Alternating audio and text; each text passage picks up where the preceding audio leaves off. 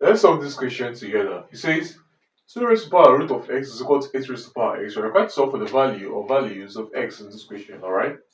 Now the first thing we can do here is to say that if you have 8 is equal to 2 to the power of 3.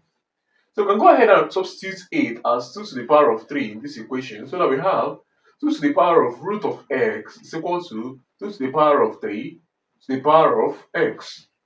When you have 8 to the power of m to the power of n, it's equal to 8 to the power of m multiplied by n.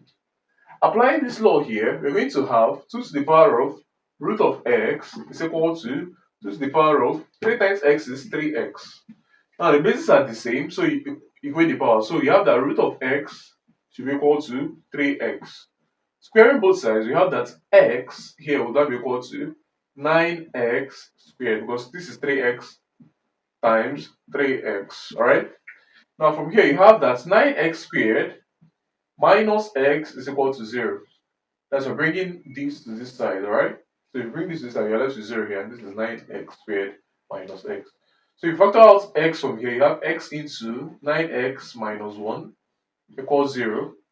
When the product of 2 is equal to 0, so this is x multiplied by 9x minus 1 is equal to 0. It means that it's either this one is 0 or this one is 0. Okay? So that either that x is equal to 0 or 9x minus 1 is equal to 0. 9x is equal to 1. If you bring this to this side, okay, now you have that what x will now be equal to 1 over 9. And this becomes the final answer to this question. Thanks for watching. What's going on, guys? It's Fortune here editing this video. As you can see, about 99% of you guys are not subscribed to the channel, so please subscribe, like, comment, and share my videos, as this helps to push my videos out to more viewers out there. The more you subscribe, the more viewers can see my videos, the more we grow in this community. Thanks for watching, and I'll see you guys in my next video.